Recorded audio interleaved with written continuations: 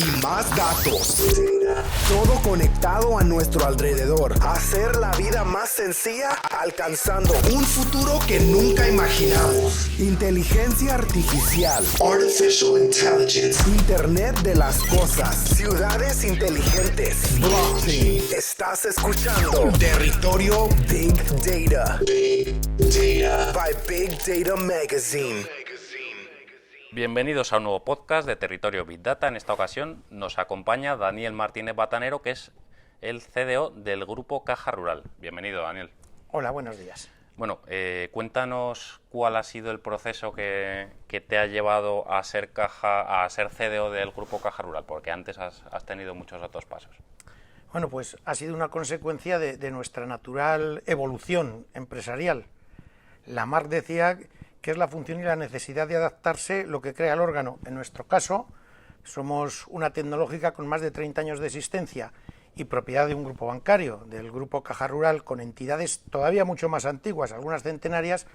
Pues la importancia cada vez mayor de la información, el paso a niveles de mayor madurez en la analítica de los datos, la irrupción de las plataformas de Big Data, de Machine Learning, el auge de la inteligencia artificial, nuevos modelos y algoritmos, todo esto pedía a gritos la creación de un área con el foco puesto en el dato, y así surgió la dirección de Smart Data, encabezada pues por el rol del CDO y respaldada por el Consejo de Administración de la compañía y por las cajas rurales. Yo sé que has estado en política y hay una anécdota que seguro conoces de Juan Belmonte, que en una ocasión que toreó en Huelva, el gobernador civil era Joaquín Miranda, que años antes había sido miembro de su cuadrilla como banderillero. Entonces un acompañante de Belmonte le preguntó que cómo podía haber llegado a gobernador un hombre que había sido banderillero suyo, a lo que Belmonte replicó, pues cómo va a ser degenerando, hombre, degenerando. En realidad decía en degenerando porque tenía mucho deje de Triana. Daniel Martínez Batanero ha hecho el camino a la inversa, ha ido de la empresa privada a la política y ahora de nuevo a la empresa privada. ¿Ha salido ganando? Bueno, había escuchado la anécdota y refleja la opinión generalizada que hay sobre la clase política. Sí, porque estamos hablando de hace 100 años, pero puede seguir funcionando perfectamente el degenerando, pasarse a la vida política. Yo he salido ganando siempre. Mira, en cada reencarnación me he convertido en un hombre más sabio y más rico en vivencias y con un ecosistema personal de relaciones engrandecido. En alguna entrevista ya he dicho que como parte del desarrollo humano y social pleno, todas las personas deberían dedicar un periodo de su vida al servicio público. Eisenhower decía que la política debería ser la profesión a tiempo parcial de todo ciudadano. Dicho esto, yo soy una persona mucho más de empresa privada. En más de 30 años he pasado por casi todos los sectores. En AT&T, cuando era la mayor telco del mundo, Lucent Technologies, en AXA, la aseguradora, RSI, la tecnología del Grupo Caja Rural, por supuesto también la administración y la política. Solo he vivido de la política los 4 años que fui director general de telecomunicaciones y de nuevas tecnologías de Castilla-La Mancha. Pero desde muy joven he compatibilizado los distintos trabajos que he tenido con otras actividades políticas relevantes, siempre no remuneradas y compatibles con mi empleo en la empresa privada, a costa de mis vacaciones y de mi familia, ¿no? Como concejal TIC y de Ciudad Digital del Ayuntamiento de Guadalajara, también he sido vocal nacional de nuevas tecnologías de la Federación Española de Municipios y Provincias, con experiencias buenas y no tan buenas, pero siempre incrementando mi nivel de conocimiento y de desarrollo personal y profesional. Y conociendo ambos mundos, desde tu experiencia, ¿están los gobiernos concienciados de la importancia de los datos? ¿Y las empresas? ¿Unos sí, unos no, ninguno? En mi opinión, pues comparado con hace tan solo 5 años, las empresas están mucho más concienciadas de la importancia de los datos. El nivel de concienciación ha cambiado muchísimo, aunque todavía falta cuantificar en el balance el valor económico del dato en el inmovilizado. Pues igual que uno contabiliza lo que valen las instalaciones, los centros de datos, el hardware o el software. En la administración, pues yo pienso, por mi experiencia y mi exposición, que salvo en la parte regulatoria y jurídica del dato, donde aquí sí el nivel de madurez suele ser mayor que en la mayoría de las empresas privadas, todavía queda mucho camino por recorrer. Y yo creo que la razón es que el retorno es más difícil de justificar en la administración, aunque hay casos como, por ejemplo, asuntos de eficiencia interna de la propia administración, bienestar y salud de los ciudadanos, la transparencia y el gobierno abierto. En todos estos casos, todos vemos que el retorno está muy claro de abordar el tema del dato con mayor apetito en la administración. Bueno, yo propongo, para dar un nuevo impulso, la creación de la figura del CDO en la Administración General del Estado, también en las comunidades autónomas y en las principales administraciones locales, en las diputaciones y en los ayuntamientos de las grandes ciudades. Bueno, hay algunas ciudades que ya lo tienen, por ejemplo, yo sé que Barcelona tiene CDO. Sí, hay algún experimento, entonces yo propongo que sea la creación sistemática en estas administraciones de ese rol, y luego, muy importante, usando el palabra, que sea una figura empoderada, ¿no? Que no sea ornamental. Oye, y en Caja Rural, en el grupo Caja Rural, ¿qué importancia tiene la figura del Chief Data Officer? Bueno, pues en el nuestro, que es un entorno bancario, como no podía ser de otra manera, pues los datos son el diamante que permite construir la visión 360 grados del cliente, incluyendo sus propensiones, sus necesidades estructurales, sus estilos de vida, también las necesidades, pues las más inmediatas y compulsivas, como la financiación puntual de un preconcedido. Entonces, en el grupo Caja Rural, y como afortunadamente en casi toda la banca, el CDO es una pieza clave en la transformación digital y también en la estrategia de innovación y de modernización de la entidad financiera, por tanto, mucha. ¿Y en Caja Rural existía ya una cultura del dato cuando comenzaste a trabajar o has tenido que impulsarla desde cero?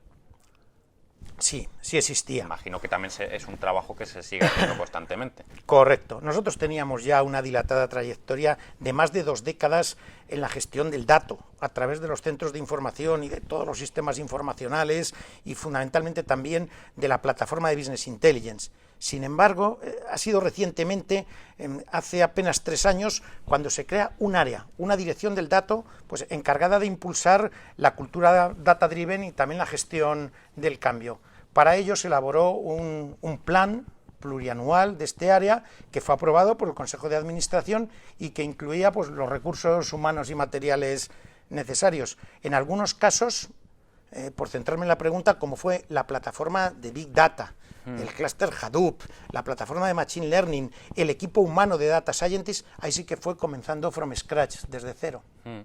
¿Y encuentras profesionales suficientemente preparados para incorporar a tu equipo o te está costando? ¿O los encuentras y se los llevan otras empresas con más dinero como pasa en otros lugares? Un poco de todo, ¿no? Pero bueno, en general es muy difícil atraer este tipo de profesionales y todavía más difícil, como tú mencionabas, retenerlos. En cuanto a suficiente preparación académica, pues en general no hay problema. En cuanto al nivel retributivo que demandan, pues a veces está por encima de otros perfiles de IT o de nuestro propio esquema de compensación interno. Fundamentalmente por esta burbuja, por esta sobredemanda. En cuanto a nivel de experiencia, pues muchas veces es escaso, pero también por lo nuevas que son las herramientas y las plataformas. También suele ser insuficiente el conocimiento que tienen estos nuevos perfiles del proceso y el negocio bancario. Sin embargo, pues son perfiles que aprenden las cosas nuevas muy rápido, tienen capacidad de automotivarse, demandan lo que necesitan para hacer bien su trabajo, tienen hábitos y hasta hobbies personales que fomentan la inquietud, la creatividad, la innovación. En nuestro caso concreto, he utilizado 2 palancas adicionales para realizar este cruce de razas entre los nuevos perfiles y los más veteranos del dato de la casa, que proceden de estos entornos más clásicos que tenemos aquí desde hace 20 años. Uno, el reciclaje voluntario de gente del Centro de Información y del Business Intelligence a Big Data. Este reciclaje me ha dado muy buenos resultados, pero solo con determinados perfiles, sobre todo con matemáticos. Y la segunda palanca es la creación de una cátedra de Big Data e Inteligencia Artificial con la Universidad de Alcalá de Henares, que esto me permite la incorporación de personas frescas, pero que ya han trabajado en modo lab o en modo prueba de concepto con nosotros. Es una gran ventaja porque los conocemos y nos conocen. ¿Y qué requisitos crees que debe cumplir un CDO de hoy? Pues me imagino que serán diferentes a los de hace 3 años. Pues sí, son diferentes. Pero bueno, además de una capacitación profesional adecuada, es decir, saber de datos, de tecnología y mucho de negocio, saber mucho de negocio. Estas 3 cosas, saber de datos, de tecnología y de negocio, ya convierten al CDO casi en un mirlo blanco. Pero para potenciar la cultura del dato, para realizar la transformación data-driven transversal, yo creo que el CDO además requiere una serie de habilidades soft, como debe ser un gran comunicador, negociación, win-win con todos los partners dentro de su organización, requiere flexibilidad, ilusión, perseverancia, a veces resistencia a la frustración, empatía, capacidad de apostolado. Todo esto es fundamental para liderar exitosamente, sobre todo la fase de arranque. Esta fase de arranque requiere estas habilidades soft más que el conocimiento del negocio, el conocimiento técnico y del dato. ¿Y cómo es el día a día del CEO de Caja Rural? Vamos, ¿a qué dedica su tiempo no libre Daniel Martínez Batanero? Bueno, pues al tener la fortuna posicional de ser un miembro del comité de dirección reportando al CEO, pues participo en la estrategia de la compañía, en los planes anuales, en los presupuestos, en la organización de la compañía. Y como Smart Data es un área joven, todavía estamos envueltos en un proceso de cambio. Entonces, estamos lanzando muchas cosas nuevas. Hay que sentar las bases de nuevas disciplinas, como puede ser la ética del dato, la monetización del dato, a construir con solidez esta nueva organización, con los nuevos perfiles que necesito y generando esas capacidades internas de las que a veces carezco, atender las necesidades puntuales y periódicas de información de todas las entidades, atender la parte de datos de todos los proyectos digitales, de los proyectos de la transformación digital en la que estamos inmersos, a seguir atendiendo la parte informacional de los proyectos transversales clásicos, del CRM, de otras aplicaciones de las InfoApps, a atender la parte regulatoria de cumplimiento, la PSD2, el Banco de España, a gestionar todo el despliegue de la nueva analítica avanzada, al crecimiento de la plataforma Big Data, a supervisar todos los temas humanos con especial atención a nuestros nuevos equipos y perfiles. Desde luego no tengo tiempo para el aburrimiento. ¿Y cuál es el mayor problema al que se ha enfrentado en su carrera profesional Daniel Martínez a la hora de manejar datos? ¿Algún problema que dijeras, esto no hay Dios que lo resuelva, y al final dijeras, oye, pues sí? Con datos, pues mira, con datos te mencionaría dos, uno por gravedad y otro por importancia y complejidad. En cuanto a gravedad, pues mira, la indisponibilidad de información por una incidencia severa fruto del cambio de versión del motor de una base de datos conocida. Hubo un mal funcionamiento imprevisto, prácticamente indetectable, de la nueva versión del producto que nos suministró el proveedor. Entonces, esto nos hizo perder la consistencia de todo el sistema informacional del grupo. Nos vimos abocados a un proceso de recuperación de información complejo y con riesgos que duró todo un fin de semana. Afortunadamente, gracias a la excelencia profesional del equipo, pues fuimos capaces de superar airosamente el reto y, lo más importante, que fue prácticamente transparente para el negocio, para las propias cajas y para sus casi 6 millones de clientes bancarios que tienen. En cuanto a problema, no por gravedad, sino por importancia, complejidad y, si me apuras, casi por persistencia, pues la calidad y coherencia del dato en un entorno tan diverso y con tantos contextos, reprocesamientos, integraciones, interfaces, interpretaciones, tantos y múltiples puntos de uso y de consumo, que el dato sea el mismo en todos los sitios y además que sea veraz. Esa sería la problemática más compleja. Y esta pregunta se la hago a todo el mundo, y fuiste tú al primero que le escuché hablar de este asunto. Una de las responsabilidades del CDO es gobernar el dato. ¿Ese gobierno del dato debe ser una dictadura o una democracia? Bueno, te lo escuché a ti hace un par de años en un evento y digo, oye, es una pregunta muy buena. Sí, es una pregunta y que no tiene una respuesta de estas digital de sí o no. Bueno, lo primero, el gobierno del dato pues salta a la frontera del CDO. Es una responsabilidad transversal de toda la organización, de los data owners, de los responsables de negocio y de compliance de las entidades financieras, dentro ya del ámbito de la tecnología, de arquitectura, de riesgos tecnológicos, de producción, de desarrollo de software, también es problema. Por tanto, es cosa de muchos. Entonces, como es cosa de muchos, hay que realizarlo, no puede ser de otra manera, de forma colaborativa y en general, y a ser posible, pues consensuada, llegando a acuerdos y por consenso. Sin embargo, pues, ¿qué sucede? Y es la otra cara. Pues que el cumplimiento de los aspectos cruciales sobre el mantenimiento de los diccionarios, la calidad del dato, la seguridad, la privacidad, pues bueno, esto debería realizarse de forma espontánea por convicción, ¿verdad? Pero no es así. Entonces, esto no es algo democrático, tiene una parte importante, yo no diría que dictatorial, pero sí obligatoria. o sea, lo que los ingleses llaman mandatory. Y esta es que hay que cumplir sí o sí, entre otras cosas porque para una entidad financiera no cumplir no es una opción. Por otra parte, las disciplinas del gobierno del dato, ya sean obligatorias o no, o sean más voluntarias, añaden mucho valor al negocio, añaden muchísimo valor al negocio. Mejoran en el día a día, en el corto, el medio y el largo plazo, la toma de decisiones y, consecuentemente, la cuenta de resultados de la empresa, los resultados del negocio. Por eso es necesario realizar mucha venta interna para reforzar su importancia, para que las urgencias, las prioridades del día a día no hagan bajar la guardia, que suele pasar, y releguen a residuales las funciones de gobierno del dato. Por tanto, en lo que no es estrictamente obligatorio de gobierno del dato, como la calidad y la actualización de los diccionarios, de los metadatos, también es necesaria un poco esa disciplina. Resumen, democratizar las buenas prácticas, pero no el deber y la ambición de adoptarlas, eso tiene que ser obligatorio. ¿Cuáles son los proyectos a medio largo plazo de Caja Rural para el aprovechamiento de esa multitud de datos que obtiene cada segundo? Bueno, pues por supuesto seguir avanzando en la analítica predictiva que tan buen resultado nos está dando, tanto en la parte comercial como en la de riesgos, y también tanto para clientes como para, ahora estamos abordando más la parte de empresas, ya sean grandes empresas, pymes o micropymes. Vamos reemplazando los modelos predictivos antiguos por otros de última generación que tienen mayor bondad predictiva, que son mejores. ¿Por qué? Porque utilizan modernas técnicas de Machine Learning y de Deep Learning. Esto no es medio largo plazo, en esto ya estamos a velocidad de crucero, pero todavía queda muchísimo por hacer y además las necesidades van variando día a día, por tanto es una cosa que también es de medio y de largo. Otro proyecto a medio plazo pues es el enriquecimiento del modelo de datos, añadiendo más datos y también nuevas fuentes de datos, incluso desestructuradas, externas, etcétera, y en paralelo el perfeccionamiento de los datos maestros, de los diccionarios y metadatos.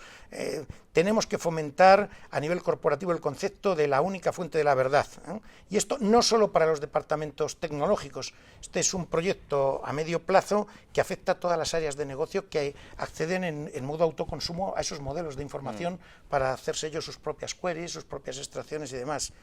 Luego, en general, el medio-largo plazo es engancharnos de manera temprana, no como en el Big Data que entramos con un pelín de retraso, al despliegue de la inteligencia artificial. La inteligencia artificial, todo el mundo lo sabe, que va a estar en todas las partes, como el agua, muchas veces sin ser percibida. Entonces, ese apoyo para impulsar el negocio inteligente lo vamos a realizar con data scientists expresamente especializados en redes neuronales, que ya tenemos gente en la casa, en entrenamiento supervisado y no supervisado. Estamos abordando para el futuro los primeros casos de uso de procesamiento de lenguaje natural y otros artefactos de inteligencia artificial.